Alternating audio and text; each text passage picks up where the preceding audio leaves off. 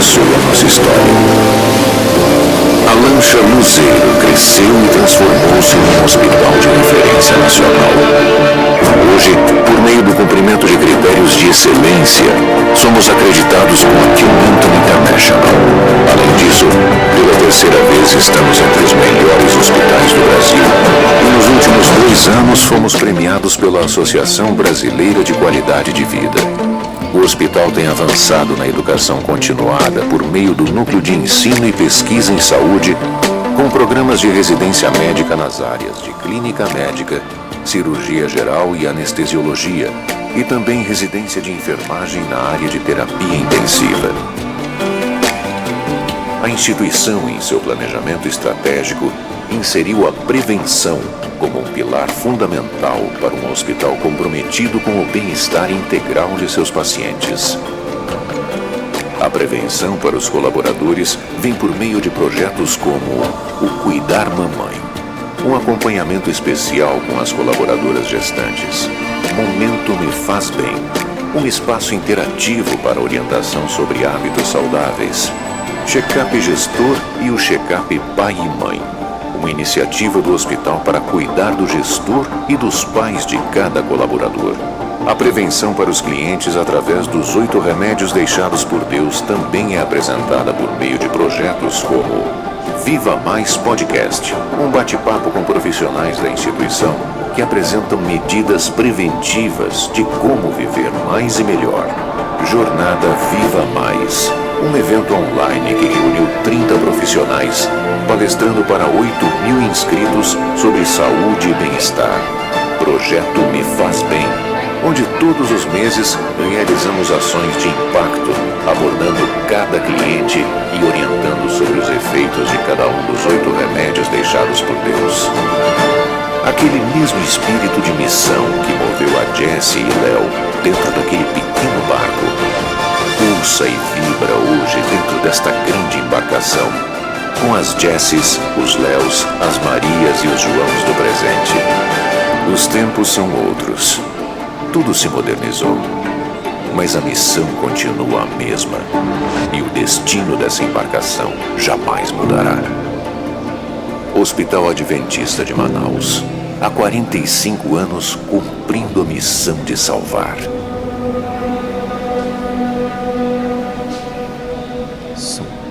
E aí, gente, tudo bem? Boa tarde. Prazer enorme estar aqui, né, Joanes? Boa tarde, prazer enorme, de fato, meu amigo. Agradecer aí a organização da Campus Party, agradecer a Rede Amazônica, na pessoa da Cecília e do Matheus, que convidaram a gente, né, deram o privilégio para a gente estar aqui nesse palco para falar um pouco sobre inovação aliada à saúde, né, Joanes? Mas a gente precisa entender o que é inovação e quais os desafios disso aliado a esse mercado de saúde, né? Será que é porque a gente é do hospital, né? O Hospital Adventista, né? E a gente fica feliz pelo Hospital Adventista ser referência aqui em Manaus, né? Tanto de premiações quanto de qualidade de serviço. E de fato isso é uma busca contínua, a questão da inovação. E aí me surge a seguinte curiosidade, né? Esse tema quando foi sugerido, né? Inovação e tecnologia aliada à saúde.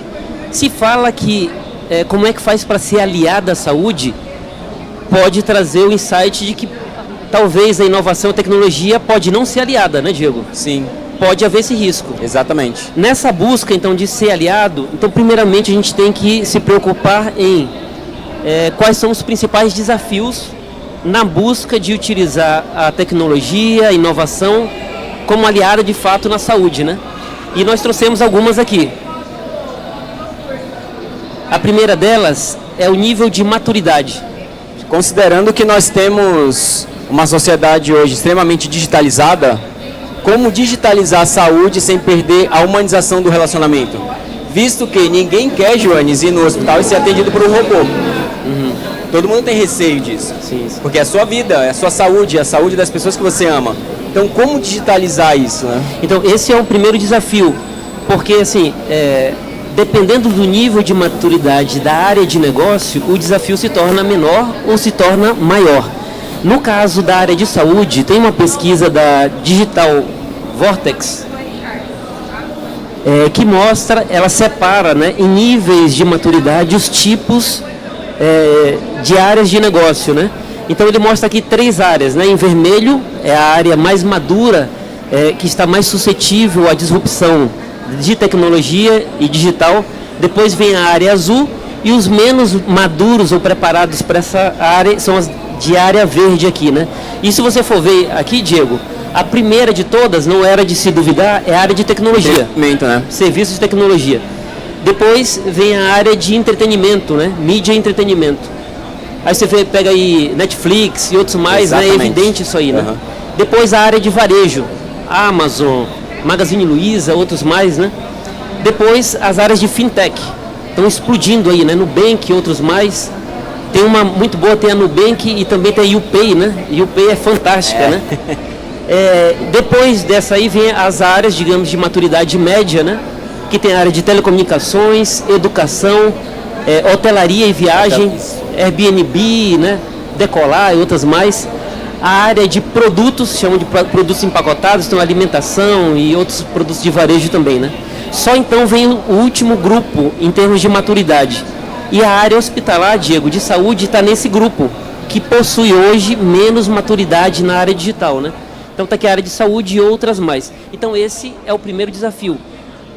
Quando você está falando de inovação e tecnologia aliada à saúde, o desafio se torna maior, porque historicamente já tem uma maturidade menor também.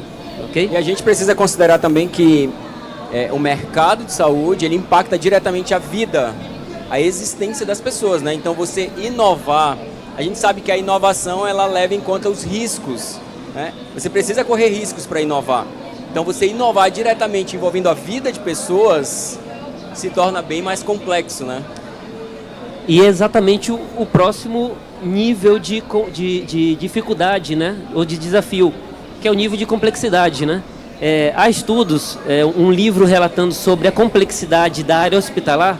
Ela apresenta, dentre todas as áreas de negócio que existem no mundo, a segunda mais complexa é a área hospitalar, só perdendo para a área da aviação, né? Então, tem um nível de maturidade menor e tem um nível de complexidade bem maior. Então, é um desafio também implementar inovação na área de saúde por causa disso aí. Um terceiro desafio é o alto valor de investimento, né? A gente sabe que quando a gente está falando de tecnologia e inovação, às vezes há uma falsa impressão, né, de que, olha, eu vou colocar ali inteligência artificial, uma nova automação e eu vou reduzir custos. Só com essa visão. Não estou dizendo que não reduz custos, mas quando se vai com essa visão, é uma visão equivocada, porque não necessariamente se reduz custo. Na verdade, na maioria das vezes, há um aumento no valor de investimento. Agora, o que acontece? Tem até um exemplo que a gente estava conversando um dia desses, do iFood, né? Investindo pesado em inteligência artificial agora. E com isso, eles até reduziram trabalhos manuais, ou que dependiam de colaboradores. Só que eles não estavam pensando na economia dos colaboradores, da redução. Porque o investimento deles em inteligência artificial trouxe um valor muito mais alto de investimento do que o que eles tinham com aqueles colaboradores. Só que o retorno é muito maior também, né? De repente você tinha um X de custo com colaborador, agora você tem 10X com investimento em tecnologia. Só que o retorno com os colaboradores era de 2X e agora é de 20, 30X, né? Mas você fazer essa conta na hora é difícil, né? Principalmente porque o investimento a curto prazo ele é muito alto, né? Exatamente.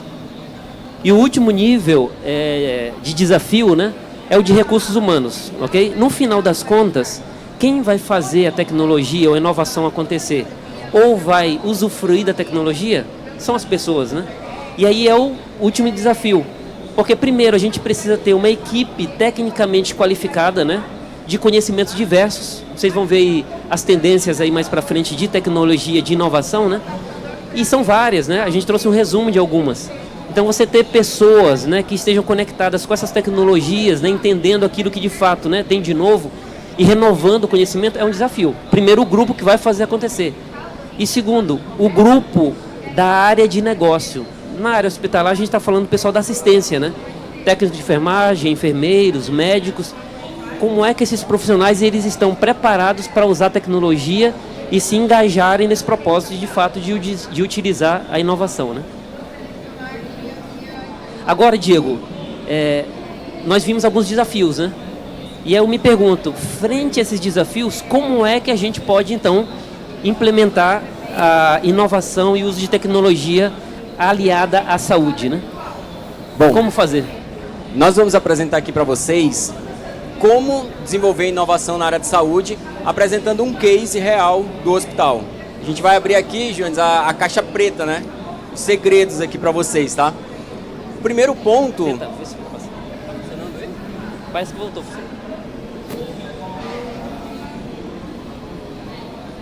Não? Vou passar. O primeiro ponto, eu queria partir dessa frase aqui de Henry Ford, né? Quando ele diz que se ele tivesse perguntado às pessoas o que elas queriam, elas teriam dito cavalos mais rápidos. Muitas vezes, quando a gente analisa essa frase logo de cara, a gente vê um cara que quer enfiar a goela abaixo de uma tecnologia que ele inventou. Mas, na verdade, se a gente analisar mais a fundo, a gente percebe que ele trouxe apenas uma sugestão de percepção de problema que ele teve das pessoas. As pessoas poderiam pedir cavalos mais rápidos, mas o que elas queriam? Se locomover de forma mais rápida. E ele entregou para as pessoas um carro. Então, quando a gente olha para isso aqui, a gente percebe que um ponto essencial para a implementação de qualquer inovação é você ser apaixonado por problemas. E é até estranho, né, falar isso, Jones, porque geralmente a gente gosta mais de solução. E quando você traz uma solução, geralmente você é aquele profissional super-herói, colocado no pódio, nossa, e tal. Mas tudo precisa partir de problemas. Então, aconteceu um problema, você tem que se apaixonar por ele. E aí a gente vê que inovação é sobre pessoas e as suas necessidades. E aí eu quero mostrar para vocês aqui, quero sugerir que vocês ouçam esse podcast da Cristina Junqueira. Ela é a cofundadora do Nubank. Não estou recebendo nada para fazer esse jabá, mas está lá no canal do Joel J. Deem uma assistida, deem uma ouvida nesse podcast. Porque a Nubank hoje é uma fintech das mais conhecidas do ponto de vista de inovação. E é muito legal como eles começaram a desenhar o início desse perfil inovador da Nubank. Eles partiram de um problema. Uma empresa muito inovadora, já ganhou vários prêmios nessa área. Mas a Cristina falou que o primeiro problema que eles quiseram resolver, que os clientes pudessem consultar o saldo na hora que eles quisessem. Porque eu não sei se vocês lembram, mas até pouco tempo atrás, a consulta do saldo ela era feita no extrato, no caixa eletrônico, ou através de uma ligação. E essa ligação, o saldo que você recebia na ligação, ainda era, poderia não ser o real, porque ele poderia sofrer influência das compras que você realizou nas últimas 24 horas. Então o que a Nubank trouxe? Dois problemas. O cliente consultar o saldo a hora que ele quisesse e segundo, ele consultar o saldo atualizado em tempo real. Uma super inovação? Talvez não, porque o mercado já apresentava o saldo para os seus clientes, mas uma forma diferente de fazer as coisas. Isso vai de encontro, às vezes a ideia que a gente tem que ter alguma tecnologia cara e super nova, nunca inventada, exatamente. Né? Então a direção é essa, né? Eu tenho que ver qual é o problema mais estratégico. Aí a gente chega numa conclusão de que a inovação ela não começa com uma ideia brilhante, mas com a audácia de questionar e desafiar os problemas que muitos aceitam como normal. Você tem um fluxo dentro do teu trabalho que todo mundo faz a vida toda. Você tem um processo dentro do teu departamento que passa gerente, passa coordenador, passa supervisor, é sempre o mesmo? Será que você nunca questionou esse fluxo, esse processo? Se de repente a tua equipe poderia ser mais produtiva se você mudasse alguma coisa nele? A inovação ela começa quando a gente começa a questionar o que é normal para todo mundo. Era normal consultar o saldo através de um telefone, correndo o risco desse saldo não ser o real. A Nubank questionou e trouxe a inovação e é considerada uma das empresas mais inovadoras do mercado financeiro. Né? Eu achei interessante, Diego, esse case que você trouxe aí, né? Porque ele olha como a resolução e o foco em problema é fundamental, né? Eles resolveram dois problemas de uma vez só, né? Eles resolveram o problema de que as pessoas não queriam ficar indo no banco, ou você gostava de ir no banco? Ou telefonar, né? Entrar em contato com o banco. E eles também resolveram o problema de que eles não tinham agências. Exatamente. E aí, resolvendo os dois problemas, eles alavancaram o negócio deles, né? Exatamente. Impressionante.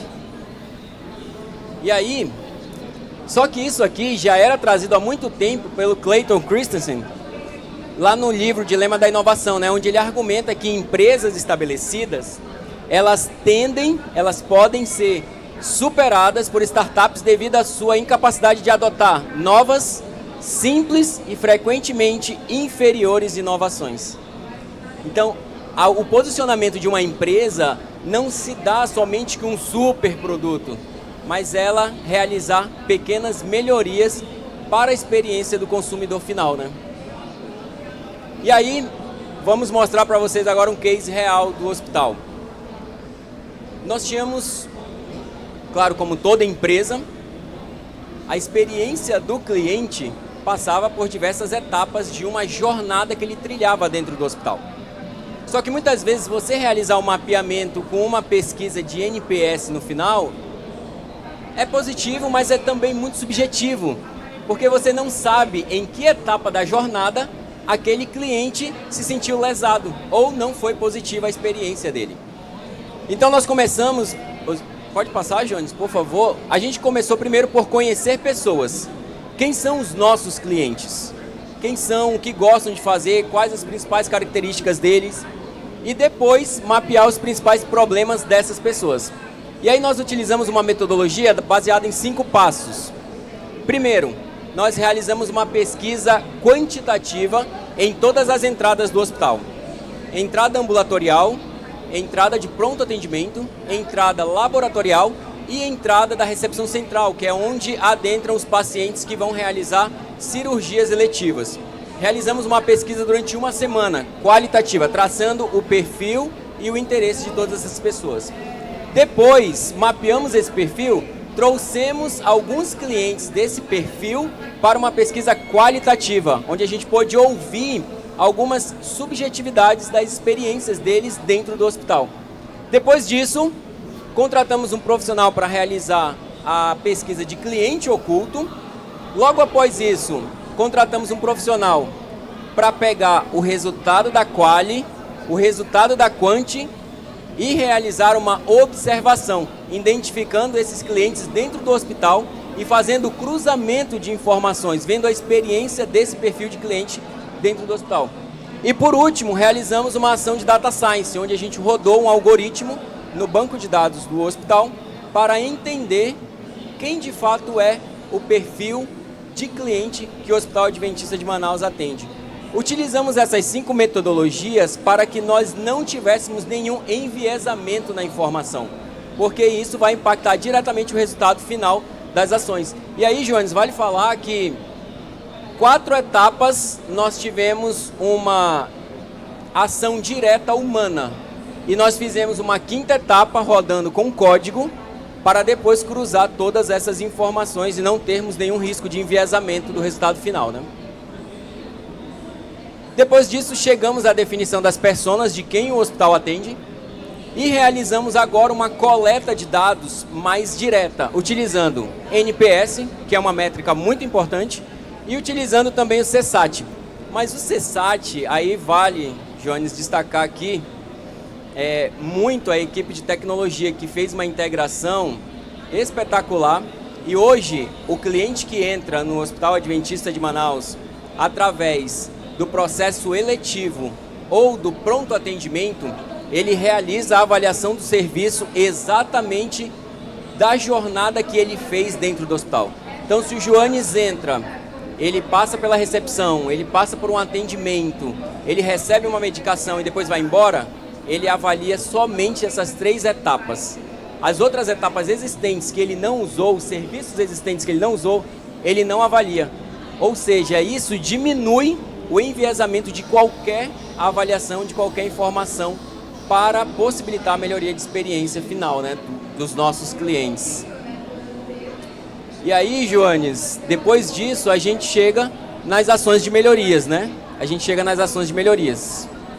E aí as ações de melhorias, elas têm também uma metodologia de implementação, né? Baseada em 3 etapas: problema, solução e validação. E no problema, selecionar o problema, que são muitos, naturalmente, investigar as causas, criar hipóteses, executar testes, verificar resultados e adaptar a melhoria. É importante que esse ciclo aqui para a gente ele é fundamental, né? Porque tem o problema que a gente quer resolver e estrategicamente é escolhido de acordo com a estratégia da empresa, né? Depois você vai para as hipóteses de solução, mas a nossa paixão não é pela solução, é por resolver o problema. Então, aqueles mesmos dados que a gente utiliza para poder identificar o problema e comprovar que de fato eles existem, são os dados que a gente utiliza depois para validar se de fato foi resolvido o problema. Ok? Exatamente.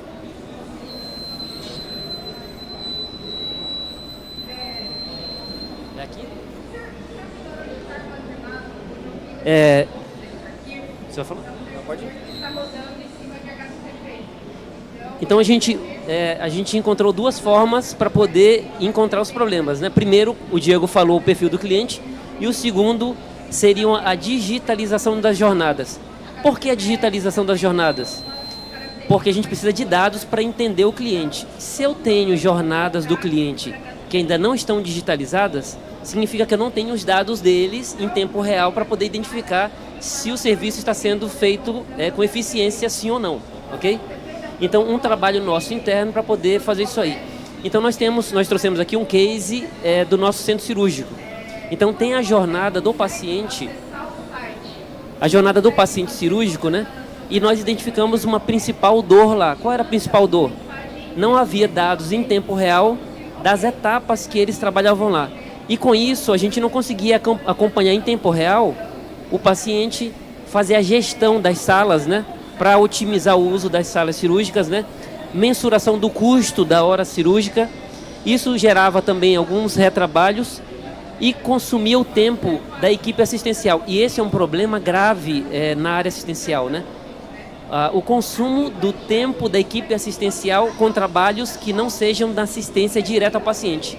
O paciente, o colaborador da assistência, ao invés de estar lá ao lado do paciente, cuidando dele, observando seus indicadores, às vezes está ocupado preenchendo o formulário, digitando alguma coisa. Então a gente tenta facilitar para evitar esse tipo de problema, né? E aí, Joanes, acho que vale falar que isso impacta tanto a sustentabilidade da empresa, porque você tem um colaborador que está fazendo diversas coisas ao invés de estar prestando assistência, e você impacta também a experiência do cliente que está ali para utilizar aquele serviço, né? Eu não sei se a gente se apresentou no início, mas é engraçado, a gente fala de tecnologia, experiência do cliente, né? Mas eu sou o gerente de tecnologia e head de transformação digital, e o Diego é de marketing e CX, né? Por isso essa parceria é fundamental lá, né? Exatamente. Aí essa foi a jornada que a gente estabeleceu e nós digitalizamos toda essa jornada, né?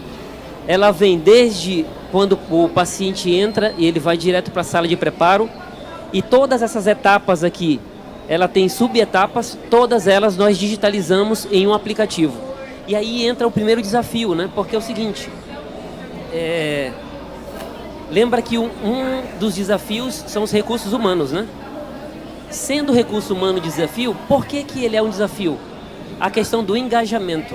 Não basta a gente estabelecer uma nova tecnologia, às vezes até de forma revolucionária. Vai num fórum e vê uma nova tecnologia, vou comprar e mete goela abaixo. Não funciona, principalmente nos dias de hoje, né, com a geração atual. Você precisa de engajamento. E para ter engajamento, nós passamos primeiro a entender quais eram as dores da equipe assistencial. Então, quais eram as dores lá deles na hora da assistência ao paciente? Então, nós separamos 3 principais dores, né? Login, parece uma coisa simples, mas isso dava uma dor de cabeça, porque nós já tínhamos um aplicativo que cuidava daquela jornada, só que ela tinha login e senha. E tem que ter mesmo, porque você precisa de rastreabilidade, né, para ter segurança. Só que isso dava um trabalho, porque era compartilhado o dispositivo por mais de um colaborador da assistência. E o que acontecia? Entrei, esqueci de deslogar. O outro entrou, tem que logar, gasta tempo, né? E esse tempo também vai cansando a equipe da assistência. Então, nós fizemos um primeiro trabalho para resolver esse problema. Eu já vou falar quais foram os que a gente fez. Outra questão é a usabilidade. Tá fácil de usar esse aplicativo ou ele só cumpre com a função, né? O terceiro é informações que eles ainda tinham que fazer manualmente, né? É uma forma de engajar. Olha, hoje você tem que preencher isso aqui manualmente, você não vai precisar mais. É um engajamento a mais. E o outro é retrabalho. Você preenchia um documento, depois fazia no aplicativo, depois ia no prontuário eletrônico. Então evitamos esse retrabalho também, né? E aí eu trouxe apenas um print, mas só falando aqui das soluções, né? A questão do login nós resolvemos como? Com reconhecimento facial. Então hoje não tem mais digitar usuário e senha. O colaborador ele preenche as etapas, ele faz o checklist e quando ele dá o ok, faz o reconhecimento facial dele e já realiza ali a rastreabilidade do colaborador. Usabilidade, a gente trabalhou muito lá com UX e UI para poder ser o mais prático e fácil possível, né? Nós eliminamos, aí eu vou mostrar agora na próxima tela, o trabalho manual. Eu vou mostrar um exemplo para vocês. E a questão de retrabalho, de utilizar mais de um ou dois sistemas para inserir o sistema. Um exemplo prático que nós temos, eu não sei se vocês já viram, e quem trabalha em hospital, né? Ter esses quadros junto aos leitos, né? Em que o paciente entra e você preenche o nome do paciente e alguns dados importantes, né? Então o que nós fizemos? Hoje o colaborador não precisa mais preencher isso aqui. Então nós temos junto aos leitos agora os tablets, que ele remove, ele preenche, faz o checklist do colaborador e ao receber ele já tem todos os dados necessários lá que ele preenchia antes manualmente, nome, data de nascimento, né? E já com algumas informações facilitadas. Por exemplo, na assistência lá eles têm que controlar o tempo de jejum, porque você tem que estar de jejum para fazer a cirurgia, mas você não pode ficar muito tempo em jejum. Então nós já temos a hora que ele entrou em jejum e a gente já mostra aqui há quanto tempo que ele está. E com alerta, né? Está chegando próximo do período crítico, já tem um alerta para eles, né? Então só essas informações aí, né, já gerou um engajamento na equipe e já foi uma adesão importante que eles quiseram e eles lutaram para poder implementar, né? Foi fundamental isso aí. Depois desse case, Diego, eu acho que é importante agora a gente falar sobre as tendências, né? Nós temos agora poucos minutos para falar sobre as tendências. E dá para a gente falar rapidamente, né? Isso aqui a gente pode pesquisar bastante, vocês em casa, né? As tendências no mercado. Mas a gente separou aquelas que a gente acha que estão mais alinhadas com a área da saúde, ok? Automação. Isso aqui nos indicadores que nós levantamos, né, Diego? O cliente hoje ele exige muito que você tenha automação. Agendamento de consulta, recepção e outras jornadas mais dele, né? Software como serviço, né? É muita funcionalidade para digitalizar e você não dá conta de fazer isso aí. Então você ter parceiros que tem um software pronto e você integra com o teu ERP, ele é fundamental, né? Inteligência artificial, que é o queridinho do momento, né? O queridinho de fato real e importante. Segundo, realidade aumentada, principalmente para a parte de educação, capacitação da equipe e até entretenimento do cliente. A parte de IoT, internet das coisas, monitoração do cliente. É importante estar atento para novos modelos de negócio. Eu vou mostrar mais 2 slides sobre isso aqui. Novos modelos de negócio. Como você atende a expectativa do cliente, só que de forma diferente, né? Visão computacional. Você usar imagens para extrair dados para atender o cliente. Seja imagem, câmera de segurança, imagem de exame, foto da íris, o que quer que seja, né? E tudo isso aqui, Diego, é o que você gosta muito, tá? Cai em dados. No final das contas, como diria um professor meu, dado é tudo e tudo são dados, né? Então, no final da conta, tem que cair na questão dos dados, né? Eu gosto muito da frase de um professor meu que ele diz assim, Jones: eu acredito em Deus. O restante, mostre-me dados para poder acreditar em você. Só para mostrar a questão de novos negócios, só para chamar a atenção como é que está evoluindo. Vou mostrar aqui 3 slides rapidinho, né? A área de tecnologia, apesar da baixa maturidade, ter baixa maturidade significa também que tem muita oportunidade. Correto, Diego? Então, as Big Techs estão investindo pesado na área de saúde. O primeiro exemplo que estou trazendo para vocês aqui é notícia recente, aqui de 2023. A Amazon compra empresa de serviço de saúde, a One Medical. É uma empresa que ela tem mais de 180 clínicas lá nos Estados Unidos. Eles atendem lá mais de 25 mercados diferentes. E eles atendem funcionários de mais de 8 mil empresas nos Estados Unidos. Então, olha o investimento da Amazon na área de saúde, né? O outro exemplo, né? Uma Big Tech que parece que não investiria nisso aí, Diego. Você conhece porque você toma conta das redes sociais lá? A dona da TikTok também comprou uma rede de hospitais por 1,5 bilhão, né? E interessante que eles compraram não para ser inovadores, né? Eles compraram para poder concorrer, deixa eu ver aqui, ó. Tá aqui, ó. Com outra gigante, Alibaba, que já tem isso aí. Então, o crescimento para a área de tecnologia está sendo muito grande. O último slide aqui é a questão de health techs, né? Então, startups. Só falar aqui, ó, no Brasil, um ano atrás, quando eu pesquisei, tinha 483 startups na área de health tech. Aí eu pesquisei ontem, Diego, já estamos aqui em 631, né? E dentre as mais de 10 áreas diferentes, por exemplo, a fintech tem o dobro de startups, mas nenhuma está crescendo tanto quanto as health techs, né? Para finalizar agora, tá ok? Eu acho importantíssimo na questão de inovação a gente ter inspiração, tá? E inspiração tem muito a ver com propósito. E o nosso propósito, eu vou ler aqui, Diego. Você lê a nossa missão? Eu sou apaixonado pela nossa missão. Você lê pra gente aí? Essa é a missão do Hospital Adventista de Manaus, promover o bem-estar físico, mental, social e espiritual, seguindo o exemplo do Senhor Jesus, o médico dos médicos. Eu fico impressionado com esse propósito, sou apaixonado por ele. E para seguir o médico dos médicos, Jesus Cristo, a gente gosta muito de ler a Bíblia. E falando em inovação na Bíblia, em 2 Coríntios 5,17 diz: portanto, se alguém está em Cristo, aquele que é o nosso exemplo, né? É nova criação, né? As coisas antigas já passaram e vamos para coisas novas, Diego. Novas. Que as coisas novas que vocês pensarem, né? E planejarem seja de fato para o bem-estar das pessoas. Muito obrigado. Valeu, gente. Obrigado.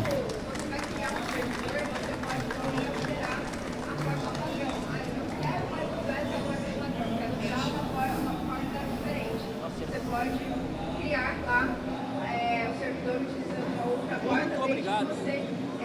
Também. Vai ter que